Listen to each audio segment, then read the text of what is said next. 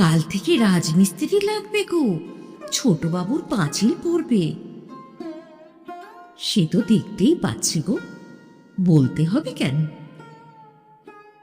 শ্বশুরের ভিটেতে কি আমার কোনো দাবি নেই যে ছোট বউয়েরা আমাকে অহরহ কাল বন্ধ করছে?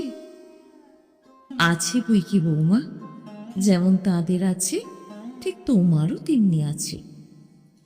কিন্তু এমন ধারা করলে তো বাড়িতে আর ঠিকতে পারা যায় না। পরেশকে আসতে চিঠি লিখে দিয়েছি পঞ্চুর মা, একবার সে এসে পড়লেই সমস্ত ঠিক হয়ে যাবে।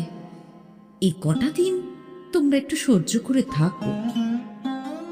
কিন্তু পরেশ কি?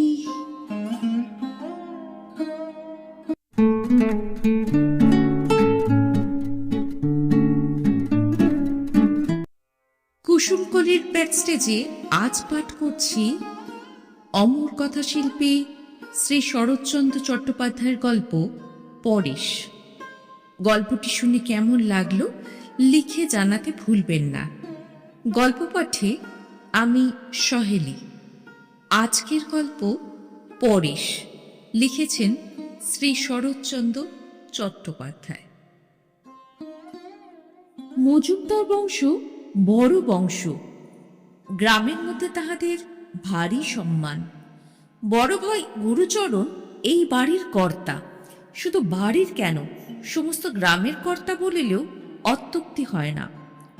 বড় লোক আরও ছিল, কিন্তু এতখানি শ্রদ্ধা ও ভক্তির পাত্র শ্রীকুঞ্জপুরে আর কেহ ছিল না।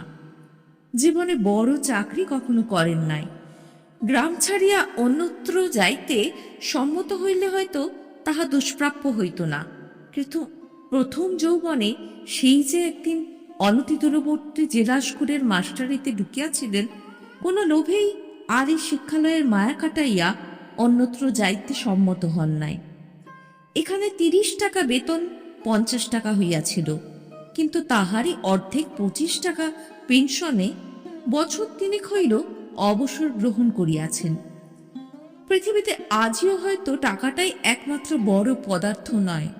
তা না হইলে বিবাদ মিটাইতে, সালিশ নিষ্পত্তি করিতে, দলাতলির বিচার করিয়া দিতে তাহার আদেশই শ্রীকুঞ্জপুরের সর্বমান্য বস্তু হইয়া থাকিতে পারিত না। তাহার অপরিসীম স্বধর্ম নিষ্ঠা, চরিত্রের দৃঢ়তা এবং অবিচলিত সাধুতার সম্মুখে সকলেই সসংগ্রামে মাথা নত করিত। বয়স 60-এর কাছাকাছি। কেহ চরিত্র, সাধুতা বা ধর্মের বাড়াবাড়ি করিলে 10-20 খানা গ্রামের লোক তামাশা করিয়া বলিত, ইস, এই যে একেবারে গুরুচরণ। গুরুচরণের স্ত্রী ছিল না, ছিল একমাত্র পুত্র বিমল। জগতে অদ্ভুত বলিয়া বোধহয় সত্যকার কিছু নাই। না হইলে এত বড় সর্বগুণান্বিত পিতার এত বড় সর্বদোষাশ্রিত পুত্র যে কি করিয়া জন্মগ্রহণ করিল লোকে ভাবিয়া পাইত না। পুত্রের সহিত পিতার সাংসারিক বন্ধন ছিল না বলিলেই চলে, কিন্তু তাহার সকল বন্ধন গিয়া পড়িয়াছিল ভ্রাতুষ্পুত্র পরেশের উপর। হরিচরণের বড় ছেলে পরেশই যেন তাহার আপনার ছেলে। পরেশ এম.এ. পাশ করিয়া আইন পড়িতেছে। তাহাকে বর্ণ পরিচয় হইতে আরম্ভ করিয়া আজিও সমস্ত পড়া তিনিই পড়াইয়া আসিতেছেন। বিমল যে কিছু শিখিল না, এই দুঃখ তাহার এক পরেশ হইতে মিটিয়াছে। ছোট ভাই হরিচরণ এতদিন বিদেশে সামান্য চাকরি করিতেছিল। হঠাৎ লড়াইয়ের পরে কি জানি কেমন করিয়া সে বড়লোক হইয়া চাকরি ছাড়িয়া বাড়ি চলিয়া আসিল। লোককে চড়া সুদে টাকা ধার দিতে লাগিল, স্ত্রীর নামে একটা বাগান খরিদ করিয়া ফেলিল এবং আরো 2-একটা কি কাজ করিল, যাহাতে তাহার টাকার গন্ধ 5-7 খানা গ্রামের লোকের নাকে পৌঁছিতে বিলম্ব হইল না। একদিন হরিচরণ আসিয়া সবিনয়ে কহিল, দাদা, অনেকদিন ধরে আপনাকে একটা কথা বলবো ভাবছি। গুরুচরণ কহিল, বেশ, বলই না। হরিচরণ ইতস্তত করিয়া বলিল, আপনি একলা আর কত পারবেন, বয়স তো হলো। গুরুচরণ কহিল, হলো বই কি, 60 চলছে। হরিচরণ কহিল, তাই বলছিলাম, আমি তো এখন বাড়িতেই রইলাম, বিষয় আশয়গুলো সব এলোমেলো হয়ে রয়েছে, একটু চিহ্নিত করে নিয়ে যদি আমি। গুরুচরণ ক্ষণকাল ছোট ভাইয়ের মুখের প্রতি চাহিয়া থাকিয়া কহিল, বিষয় আশয় আমাদের সামান্যই, আর তা এলোমেলো হয়েও নেই, কিন্তু তুমি কি পৃথক হবার প্রস্তাব করছো? হরিচরণ লজ্জায় জিভ কাটিয়া কহিল, আগে না না, যেমন আছে যেমন চলছে তেমনই সব থাকবে, শুধু যা যা আমাদের আছে একটু অমনি চিহ্ন করে নিয়ে নেওয়া। আর রান্না বান্নাটাও বড় ঝঞ্ঝাটের ব্যাপার, সমস্ত একই থাকবে, তবে ডালটা ভাতটা আলাদা করে নিলে, বুঝলেন না? গুরুচরণ বলিলেন, বুঝেছি বই কি, বেশ, কাল থেকে তাই হবে। হরিচরণ জিজ্ঞাসা করিল, চিহ্নটা কিভাবে দেবেন স্থির করেছেন? গুরুচরণ কহিলেন, স্থির করবার তো এতদিন আবশ্যক হয়নি, তবে আজ যদি হয়ে থাকে, আমরা 3 ভাই 3 অংশ সমান ভাগ করে নিলেই হবে। হরিচরণ আশ্চর্য হইয়া বলিল, 3 অংশ কিরকম? মেজ বউ বিধবা, ছেলে পুলে নেই, তার আবার অংশ কি? 2 ভাগ হবে। গুরুচরণ মাথা নাড়িয়া বলিলেন, না, 3 ভাগ হবে। মেজ বৌমা আমার শ্যামচারণের বিধবা, যতদিন বেঁচে আছেন অংশ পাবেন বই কি। হরিচরণ রুষ্ট হইল, কহিল, আইনে পেতে পারে না, শুধু খেতে পড়তে পেতে পারে। গুরুচরণ কহিলেন, সে তো পারেই, কেননা বাড়ির বউ। হরিচরণ কহিল, ধরুন কাল যদি বিক্রি করতে কিংবা বাধা দিতে চায়? গুরুচরণ বলিলেন, আইনি যদি সে অধিকার দেয় তিনি করবেন। হরিচরণ মুখ কালো করিয়া বলিল, করবেন বই কি। পরদিন হরিচরণ দড়ি লইয়া ফিতা লইয়া বাড়িময় মাপজোক করিয়া বেড়াইতে লাগিল। গুরুচরণ জিজ্ঞাসাও করিলেন না, বাধাও দিলেন না। দিন 2-3 পরে ইট কাঠ বালি চুন আসিয়া পড়িল। বাড়ির পুরনো ঝিয়া আসিয়া খবর দিল, কাল থেকে রাজমিস্ত্রি লাগবে গো, ছোটবাবুর পাঁচিল পড়বে। গুরুচরণ সহাস্যে কহিলেন, সে তো দেখতেই পাচ্ছি গো, বলতে হবে কেন? দিন 5-6 পরে একদিন সন্ধ্যার পরে দ্বারের বাহিরে পদশব্দ শুনিয়া গুরুচরণ মুখ বাড়াইয়া দেখিয়া জিজ্ঞাসা করিলেন, পঞ্চুর মা? কি গা? পঞ্চুর মা বহুদিনের দাসী, সে ইঙ্গিতে দেখাইয়া বলিল, মেজ বৌমা দাঁড়িয়ে আছেন বড়বাবু। বড় বউয়ের মৃত্যুর পর হইতে বিধবা ভাতৃবধূই এই সংসারের গৃহিণী। তিনি অন্তরাল হইতে বাছুরের সহিত কথা কহিতেন। মৃদুকণ্ঠে কহিলেন, শ্বশুরের ভিটেতে কি আমার কোনো দাবি নেই যে ছোট বউয়েরা আমাকে অহরহ গালমন্দ করছে? গুরুচরণ কহিলেন, আছে বই কি বৌমা, যেমন তাঁদের আছে ঠিক তোমারও তেমনি আছে। পঞ্চুর মা বলিল, কিন্তু এমন ধারা করলে তো বাড়িতে আর টিকতে পারা যায় না। গুরুচরণ সমস্তই শুনিতেছিলেন, ক্ষণকাল চুপ করিয়া থাকিয়া বলিলেন, পরেশকে আসতে চিঠি লিখে দিয়েছি পঞ্চুর মা, একবার সে এসে পড়লেই সমস্ত ঠিক হয়ে যাবে। এই কটা দিন তোমরা একটু সহ্য করে থাকো। মেজবউ ইতস্তত করিয়া কহিল, কিন্তু পরেশ কি? গুরুচরণ বাধা দিয়া কহিলেন, কিন্তু নয় মেজ বৌমা, আমার পরেশের সম্বন্ধে কিন্তু চলে না। হরি তার বাপ বটে, কিন্তু সে আমারই ছেলে।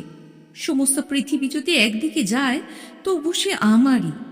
তার জ্যাঠামশাই যে কখনো অন্যায় করে না, এই যদি সে না বোঝে তো বৃথায় এতদিন পরের ছেলেকে বুক দিয়ে মানুষ করে এলাম। দাসী কহিল, সে আর বলতে, সে বছর মায়ের অনুগ্রহ হলে তুমি ছাড়া আর জমের মুখ থেকে তাকে কেড়ে আনতে পারত সব বড়বাবু। তখন কোথায় বা ছোট বাবু, আর কোথায় বা তার সৎ মা? ভয় একবার দেখতে পর্যন্ত এলো না। তখন একলা জ্যাঠামশাই, কিবা দিন কিবা রাত্রি। মেজ বৌমা বলিলেন, পরেশের নিজের মা বেঁচে থাকলেও হয়তো এতখানি করতে পারতেন না। গুরুচরণ কুণ্ঠিত হইয়া উঠিলেন, কহিলেন, থাক মা ও সকল আলোচনা। তাহারা প্রস্থান করিলে বৃদ্ধের চক্ষের সম্মুখে যেন বিমল এবং পরেশ আসিয়া পাশাপাশি দাঁড়াইল। জানালার বাহিরে অন্ধকার আকাশের প্রতি চাহিয়া অকস্মাৎ মুখ দিয়া দীর্ঘশ্বাস পড়িল। তাহার পরে মোটা বাঁশের লাঠিটি হাতে তুলিয়া লইয়া সরকারদের বৈঠকখানায় পাশা খেলিতে চলিয়া গেলেন। পরদিন দুপুরবেলায় গুরুচরণ ভাত খাইতে বসিয়াছিলেন। বাটির উত্তর দিকের বারান্দার কতকটা অংশ ঘেরিয়া লইয়া হরিচরণের রান্নার কাজ চলিতেছিল। তথা হইতে তীক্ষ্ণ নারী কণ্ঠে কি কটু কথায় যে বাহির হইয়া আসিতেছিল তাহার সীমা নাই। তাহার আহারে যথেষ্ট বিঘ্ন ঘটিতেছিল, কিন্তু সহসা পুরুষের মোটা গলা আসিয়া যখন তাহাতে মিশিল, তখন ক্ষণকালের জন্য তিনি কান খাড়া করিয়া শুনিয়া হঠাৎ উঠিয়া দাঁড়াইলেন। মেজবধূ ঠাকুরানী অন্তরাল হইতে হাই হাই করিয়া উঠিলেন এবং পঞ্চুর মা ক্রোধে ক্ষোভে চিৎকার করিয়া এই দুর্ঘটনা প্রকাশ করিয়া দিল। প্রাঙ্গণে দাঁড়াইয়া গুরুচরণ ডাকিয়া কহিলেন, হরিচরণ, মেয়েদের কথায় আমি কান দিতে চাইনি, কিন্তু তুমি পুরুষ মানুষ হয়ে যদি বিধবা বড় ভাজকে এমনি করে অপমান করো, তার তো তাহলে বাড়িতে থাকা চলে না। এই কথার কেহ জবাব দিল না, কিন্তু বাহিরে যাইবার পথে ছোট বধূমাতার পরিচিত তীক্ষ্ণ কণ্ঠ তাহার কানে গেল। সে তামাশা করিয়া কহিতেছে, অমন করে অপমান করো না বলছি। মেজ বউ ঠাকুরন তাহলে বাড়িতেই থাকবেন না, কি হবে তখন? হরিচরণ প্রত্যুত্তরে কহিতেছে, পৃথিবীর রসাতলে যাবে, আর কি? কে বা থাকবার জন্য মাথার দিব্যি দিচ্ছে, গেলেই তো বাঁচা যায়। গুরুচরণ থমকিয়া দাঁড়াইয়া পড়িয়াছিলেন। বক্তব্য শেষ হইলে নীরবে নিষ্ক্রান্ত হইয়া গেলেন। হেডমাস্টার মশাইয়ের কন্যার বিবাহ উপলক্ষে গুরুচরণ কৃষ্ণনগরের উদ্দেশ্যে যাত্রা করিয়া বাহির হইয়াছিলেন। হঠাৎ শুনিতে পাইলেন দিন 2 হইল পরেশ বাড়ি আসিয়াছে, কিন্তু আসিয়ায় জ্বরে পড়িয়াছে। ব্যস্ত হইয়া পরেশের ঘরের মধ্যে প্রবেশ করিতেছিলেন। সম্মুখে ছোট ভাইকে দেখিতে পাইয়া জিজ্ঞাসা করিলেন, পরেশের নাকি জ্বর? হরিচরণ হুঁ বলিয়া বাহির হইয়া গেল। ছোট বধূমাতার বাপের বাড়ির দাসী পথ আটকাইয়া বলিল, আপনি ঘরের ভেতর যাবেন না। যাব না? কেন? ঘরে মা বসে আছেন, তাকে একটুখানি সরে যেতে বলো না জি।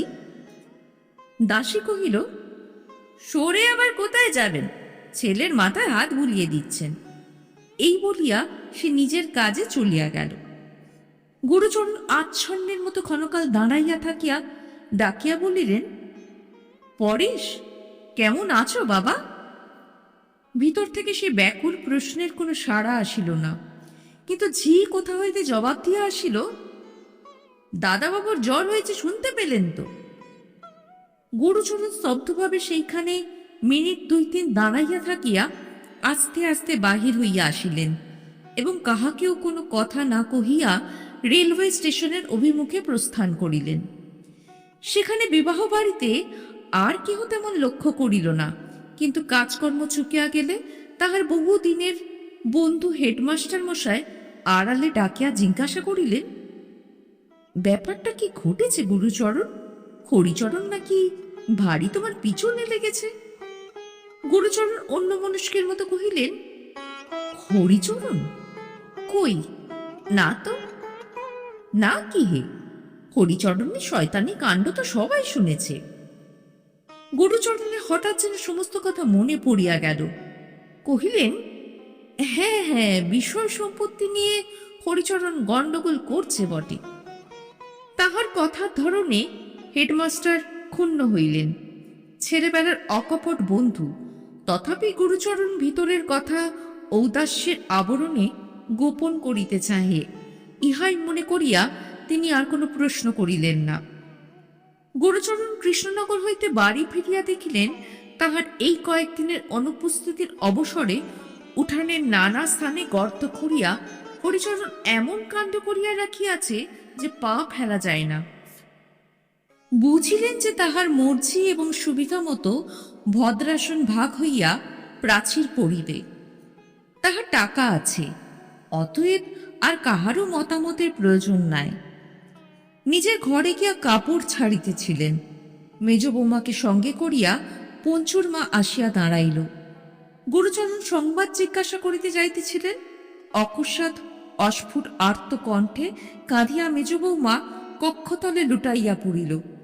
পঞ্চুর মা নিজেও কাঁদিতে লাগিল এবং কাঁদিতে কাঁদিতেই জানাইল যে পরশু সকালে মেজ বৌমাকে গলায় ধাক্কা মারিয়া হরিচরণ বাড়ি হইতে বাহির করিয়া দিয়াছিল এবং সে উপস্থিত না থাকিলে মারিয়া আধমরা করিয়া দিত। ঘটনাটা সম্পূর্ণ উপলব্ধ করিতে গুরুচরণের অনেকক্ষণ লাগিল। তাহার পরেও তিনি মাটির মূর্তির মতো নির্বাক ও নিষ্পন্দ থাকিয়া হঠাৎ প্রশ্ন করিলেন, হরিচরণ, সত্যি সত্যি তোমার গায়ে হাত দিলে বৌমা? পারলে?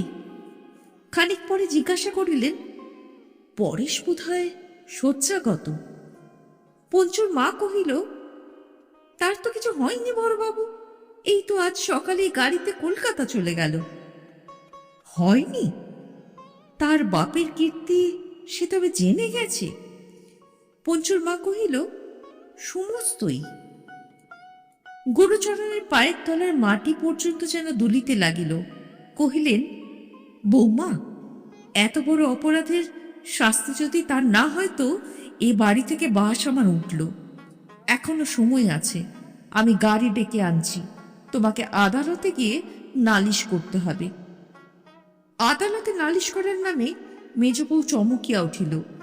গুরুচরণ বলিলেন, গৃহস্থের বৌঝির পক্ষে এ কাজ সম্মানের নয় সে আমি জানি, কিন্তু এত বড় অপমান যদি মুখ বুজে সহ্য করো মা, ভগবান তোমার প্রতি নারাজ হবেন। এর চেয়ে বেশি কথা আর আমি জানি না। মেজবউ ভূমিশয্যা হইতে উঠিয়া দাঁড়াইয়া কহিল, আপনি পিতৃতুল্য, আমাকে যে আদেশ করবেন আমি অসংকোচে পালন করব। হরিচরণের বিরুদ্ধে নালিশ রুজু হইল। গুরুচরণ তাহার সাবেক দিনের সোনার চেন বিক্রি করিয়া বড় উকিলের মোটা ফি দাখিল করিলেন। নির্দিষ্ট দিনে মামলার ডাক পড়িল। হরিচরণ হাজির হইল, কিন্তু বাদিনীর দেখা নাই। উকিল কি একটা বলিল, হাকিম মোকদ্দমা খারিজ করিয়া দিলেন। ভিড়ের মধ্যে গুরুচরণের হঠাৎ চোখ পড়িল পরেশের উপর। সে তখন মুখ ফিরাইয়া মৃদু মৃদু হাসিতেছে। গুরুচরণ বাটি আসিয়া শুনিলেন, বাপের বাড়িতে কাহার কি নাকি একটা ভারী অসুখের সংবাদ পাইয়া মেজবউ স্নানাহারের সময় পান নাই, গাড়ি ডাকাইয়া সেখানে চলিয়া গেছেন। পঞ্চুর মা হাত মুখ ধোবার জল আনিয়া দিয়া হঠাৎ কাঁদিয়া ফেলিয়া বলিল, রাতও মিথ্যে, দিনও মিথ্যে বড়বাবু, তুমি আর কোথাও চলে যাও, এ পাপের সংসারী বোধ হয় তোমার আর জায়গা হবে না। ঢাক আসিল, ঢোল আসিল, কাশি আসিল। মামলায় জয়ী হওয়ার উপলক্ষে ও বাড়িতে শুভচণ্ডীর পূজার বাদ্যভাণ্ড রবে সমস্ত গ্রাম তোলপাড় হইয়া উঠিবার উপক্রম হইল। দ্বিধা বিভক্ত ভদ্রাসনের এক অংশ রহিল হরিচরণ, আর অপর অংশে রহিলেন গুরুচরণ ও সংসারের বহু দিনের দাসী পঞ্চুর মা। পরদিন সকালে পঞ্চুর মা আসিয়া কহিল, রান্নার সমস্ত জোগাড় করে দিয়েছে বড়বাবু। রান্নার জোগাড়? ও ঠিক, চল যাচ্ছি। এই বলিয়া গুরুচরণ উঠিবার উপক্রম করিতে দাসী কহিল, কিছু তাড়াতাড়ি নেই বড়বাবু, বেলা হোক না, আপনি বরঞ্চ আজ গঙ্গা স্নান করে আসুন। আচ্ছা, তাই যাই বলিয়া গুরুচরণ নিমেষের মধ্যে গঙ্গা স্নানে যাইবার জন্য প্রস্তুত হইয়া দাঁড়াইলেন। তাহার কাজ বা কথার মধ্যে অসঙ্গতি কিছুই ছিল না, তবুও পঞ্চুর মার কেমন যেন ভারী খারাপ ঠেকিল। তাহার কেবলে মনে হইতে লাগিল এ যেন সে বড় বাবু নয়। পঞ্চুর মা বাড়ির ভিতর আসিয়া চেঁচাইয়া বলিতে লাগিল, কখনো ভালো হবে না, কখনো না, শাস্তি ভগবান দেবেনই দেবেন। কাহার ভালো হইবে না, কাহাকে তিনি শাস্তি দেবেনই দেবেন, ঠিক বুঝা গেল না। কিন্তু ছোটর তরফ হইতে এ লইয়া বিবাদ করিতে সেদিন কেহই উদ্যত হইল না। এমনই করিয়া দিন কাটিতে লাগিল। গুরুচরণের একমাত্র সন্তান বিমলচন্দ্র যে সুসন্তান নহে পিতা তাহা ভালো করিয়াই জানিতেন। মাস কয়েক পূর্বে ঘণ্টা কয়েকের জন্য একবার সে বাড়ি আসিয়াছিল, আর তাহার দেখা নাই। সেবার একটা ব্যাগের মধ্যে সে গোপনে কি কতগুলো রাখিয়া যায়। চলিয়া গেলে গুরুচরণ পরেশকে ডাকিয়া কহিয়াছিলেন, দেখো তো বাবা, কি আছে ওর মধ্যে। পরেশ পরীক্ষা করিয়া দেখিয়া বলিয়াছিল, কতকগুলো কাগজপত্র দেখছি, বোধহয় দলিল টলিল হবে। জ্যাঠামশাই, এগুলো পুড়িয়ে ফেলি। গুরুচরণ বলিয়াছিলেন, যদি দরকারি দলিল হয়। পরেশ কহিয়াছিল, দরকারি তো বটেই, কিন্তু বিমলদার পক্ষে বোধহয় অদরকারি। বিপদ কাজ কি ঘরে রেখে? গুরুচরণ আপত্তি করিয়া বলিয়াছিলেন, না জেনে নষ্ট করা যায় না পরেশ, কারো সর্বনাশ হয়ে যেতে পারে। এইগুলো তুই কোথাও লুকিয়ে রেখে দিগে বাবা, পরে যা হয় করা যাবে। এই ঘটনা আর তাঁর মনে ছিল না। আজ সকালে গঙ্গা স্নান করিয়া আসিয়া রাঁধিতে যাইতেছিলেন, অকস্মাৎ সে ব্যাগ হাতে পরেশ, হরিচরণ, গ্রামের জন কয়েক ভদ্র ব্যক্তি এবং পুলিশের দারোগা কনস্টেবলের দল আসিয়া উপস্থিত হইল। ঘটনাটা সংক্ষেপে এই যে, বিমল ডাকাতির আসামি, সম্প্রতি ফেরার। খবরের কাগজে খবর পাইয়া পরেশ পুলিশের গোচর করিয়াছে। ব্যাগটা এতদিন তাহার কাছেই ছিল। বিমল মন্দ ছেলে, সে মদ খায়, আনুষঙ্গিক দোষও আছে। কলিকাতায় থাকিয়া কি একটা সামান্য চাকরি করিয়া সে এইসব করে, কিন্তু সে ডাকাতি করিতে পারে এই সংশয় পিতার মনের মধ্যে কখনো স্বপ্নেও উদয় হয় নাই। কিছুক্ষণ নির্নিমেষ দৃষ্টিতে পরেশের মুখের প্রতি গুরুচরণ চাহিয়া রহিলেন। তাহার পরে সেই নিষ্প্রভ অপলক দুই চক্ষের কোণ বাহিয়া ঝরঝর করিয়া জল গড়াইয়া পড়িল। বলিলেন, সমস্তই সত্যি, পরেশ একটা কথাও মিছে বলেনি। দারোগা আরও গোটা দুই তিন কথা জিজ্ঞাসা করিয়া তাহাকে ছুটি দিল। যাবার সময় লোকটা হঠাৎ হেঁট হইয়া গুরুচরণের পায়ে ধুলা লইয়া বলিল, আপনি বয়সে বড়, ব্রাহ্মণ, আমার অপরাধ নেবেন না। এত বড় দুঃখের কাজ আমি আর কখনো করিনি। আরো মাস কয়েক পরে খবর আসিল, বিমলের 7 বৎসর জেল হইয়াছে। আবার ঢাক ঢোল ও কাশি সহযোগে শুভচণ্ডীর সমারোহের পূজার আয়োজন হইতেছিল। পরেশ বাধা দিয়া কহিল, বাবা, এসব থাক। কেন? পরেশ কহিল, এ আমি সইতে পারব না। তাহার বাবা বলিলেন, বেশ তো, সইতে না পারো, আজকের দিনটা কলকাতায় বেরিয়ে এসো গে। জগন্মাতার পুজো, ধর্মে কর্মে বাধা দিও না তো। বলা বাহুল্য, ধর্মকর্মে বাধা পড়িল না। দিন 10 পরে একদিন সকালে গুরুচরণের ঘরের দিকে অকস্মাৎ একটা হাঁকাহাঁকি চেঁচামেচির শব্দ উঠিল। খানিক পরে গয়লা মেয়ে কাঁদিতে কাঁদিতে আসিয়া উপস্থিত হইল। তাহার নাক দিয়া রক্ত পড়িতেছে। হরিচরণ ব্যস্ত হইয়া জিজ্ঞাসা করিলেন, রক্ত কিসের মুখ্যদা, ব্যাপার কি? কান্নার শব্দে বাটির সকলে আসিয়া পৌঁছিলেন। মুখ্যদা বলিল, দুধে জল দিয়েছি বলে বড়বাবু লাথি মেরে আমায় গর্তে ফেলে দিয়েছে। হরিচরণ কহিল, কে কে? দাদা, যা। পরেশ কহিল, জ্যাঠামশাই, মিথ্যে কথা। ছোটকিন্নি বলিলেন, বড় ঠাকুর দিয়েছেন মেয়ের মানুষের গায়ে হাত, তুই কি স্বপ্ন দেখছিস গয়লা মেয়ে? সে গায়ের কাদা মাটি দেখাইয়া ঠাকুর দেবতা দিব্য করিয়া বলিল, ঘটনা সত্য। ইনজাংশনের কৃপায় প্রাচীরতলা বন্ধ হইয়াছিল বটে, কিন্তু উঠানের গর্তগুলা তেমনই ছিল, বুঝানো হয় নাই। গুরুচরণ লাথি মারার ইহারই মধ্যে মুখ্যতা পড়িয়া গিয়া আহত হইয়াছে। হরিচরণ কহিল, চল আমার সঙ্গে, নালিশ করে দিবি। গৃহিণী কহিলেন, কি যে অসম্ভব বলো তুমি! বড় ঠাকুর মেয়ে মানুষের গায়ে হাত দেবেন কি? মিছে কথা। পরে স্তব্ধ হইয়া দাঁড়াইয়া রহিল, একটা কথাও বলিল না। হরিচরণ কহিল, মিছে হয় ফেঁসে যাবে, কিন্তু দাদার মুখ দিয়ে তো আর মিথ্যে বের হবে না। মেরে থাকেন, শাস্তি হবে। যুক্তি শুনিয়া গৃহিণীর সুবুদ্ধি আসিল। কহিলেন, সে ঠিক, নিয়ে গিয়ে নালিশি করিয়ে দাও, ঠিক সাজা হয়ে যাবে। হইলও তাই। দাদার মুখ দিয়া মিথ্যা বাহির হইল না। আদালতের বিচারে তাহা 10 টাকা জরিমানা হইয়া গেল। এবার শুভচণ্ডীর পুজো হইল না বটে, কিন্তু পরদিন দেখা গেল কতগুলো ছেলে দল পাকাইয়া গুরুচরণের পিছনে পিছনে হৈ হৈ করিয়া চলিয়াছে। গয়লানি মারার গানও একটা ইতিমধ্যে তৈরি হইয়া গিয়াছে। রাত্রি বোধহয় তখন 8টা হইবে। হরিচরণের বৈঠকখানা গমগম করিতেছে।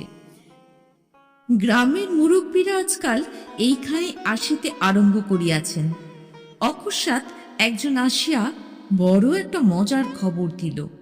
কামারদের বাড়ির ছেলেরা বিশ্বকর্মা পূজা উপলক্ষে কলিকাতা হইতে জন্দই খেমটা আনাইয়াছে। তাহারই নাচের মজলিসে বসিয়া গুরুচরণ। হরিচরণ হাসিয়া লুটাইয়া পড়িয়া কহিল, পাগল নাকি? শোনো কথা একবার। দাদা গেছে খেমটার নাচ দেখতে। কোন কলির আড্ডা থেকে আসা হচ্ছে অবিনাশ? অবিনাশ মায়েরই দিব্যি করিয়া বলিল, সে স্বচক্ষে দেখিয়া আসিয়াছে। একজন ছুটিয়া চলিয়া গেল সঠিক সংবাদ আনিতে। মিনিট 10 পরে ফিরিয়া আসিয়া জানাইল, সে খবর সর্বাংশেই সত্য। আর শুধু নাচ দেখায় নয়, রুমালে বাঁধিয়া পেলা দিতেও সে এইমাত্র নিজের চোখে দেখিয়া আসিল। একটা হইচই উঠিল। কেহ বলিল, এমন যে একদিন ঘটিবে তাহা জানা ছিল। কেহ বলিল, যেদিন বিনা দোষে স্ত্রীলোকের গায়ে হাত দিয়াছে সেই দিনই সব বুঝা গেছে। একজন ছেলে ডাকাতের উল্লেখ করিয়া বলিল, ওই থেকে বাপের চরিত্র আন্দাজ করা যায়। এমন কত কি। আজ কথা কহিল না শুধু হরিচরণ, সে অন্যমনস্কের মতো চুপ করিয়া বসিয়া রহিল। তাহার কেমন যেন আজ ছেলেবেলার কথা মনে হইতে লাগিল। এ কি তাহার বর্তা? এ কি গুরুচরণ মজুমদার? রাত্রি বোধহয় 3য় প্রহর, কিন্তু নাচ শেষ হইতে তখনও বিলম্ব আছে। বিশ্বকর্মা পূজার সকালেই শেষ হইয়াছে, কিন্তু তাহারই জেদ টানিয়া ভক্তের দল মদ খাইয়া মাংস খাইয়া খেমটা নাচাইয়া একটা দক্ষ যজ্ঞের সমাপ্তি করিতেছে। অধিকাংশেরই কাণ্ডজ্ঞান বোধহয় আর নাই। আর তাহারই মাঝখানে বসিয়া স্মিত মুখে বৃদ্ধ গুরুচরণ। কে একজন চাদরে মুখ ঢাকিয়া ধীরে ধীরে তাহার পিঠের উপর হাত রাখিতেই তিনি চমকাইয়া ফিরিয়া চাহিয়া কহিলেন, কে? লোকটি কহিল, আমি পরেশ জ্যাঠামশাই, বাড়ি চলুন। গুরুচরণ দ্বিরুক্তি করিলেন না, বলিলেন, বাড়ি চলো। উৎসব মঞ্চের একটা ক্ষীণ আলোক রাস্তায় আসিয়া পড়িয়াছিল। সেইখানে আসিয়া পরেশ এক দৃষ্টে গুরুচরণের মুখের প্রতি চাহিয়া রহিল। চোখে সে জ্যোতি নাই, মুখে সে তেজ নাই, সমস্ত মানুষটাই যেন ভূতাবিষ্টের ন্যায়। এতদিন পরে তাহার চোখ দিয়া জল পড়িতে লাগিল, এবং এতদিন পরে আজ তাহার চোখে ঠেকিল, লোকের কাছে জ্যাঠামশাইয়ের জন্য লজ্জা পাইবার আর কিছু নাই। এই অর্ধ সচেতন দেহ ছাড়িয়া তিনি অন্তর্হিত হইয়া গেছেন। কহিল, আপনার কাশী যাবার বড় ইচ্ছে জ্যাঠামশাই, যাবেন? গুরুচরণ কাঙালের মতো বলিয়া উঠিলেন, যাব পরেশ, যাব, কিন্তু কে আমাকে নিয়ে যাবে? পরেশ কহিল, আমি নিয়ে যাব জ্যাঠামশাই। তবে চলো একবার বাড়ি থেকে জিনিসপত্র নিয়ে আসি গে। পরেশ কহিল, না জ্যাঠামশাই, ও বাড়িতে আর না, ও কিছু আমরা চাইনি। গুরুচরণের হঠাৎ যেন হুঁশ হইল। ক্ষণকাল নীরব থাকিয়া বলিলেন, কিচ্ছু চাইনি? ও বাড়ির আমরা কিচ্ছুটি চাইনি? পরেশ চোখ মুছিয়া বলিল, না জ্যাঠামশাই, কিচ্ছুটি চাইনি, ওসব নিবার অনেক লোক আছে, চলুন। চলো কহিয়া গুরুচরণ পরেশের হাত ধরিলেন এবং জনহীন অন্ধকার পথ ধরিয়া উভয় রেলওয়ে স্টেশনের অভিমুখে অগ্রসর হইয়া গেলেন।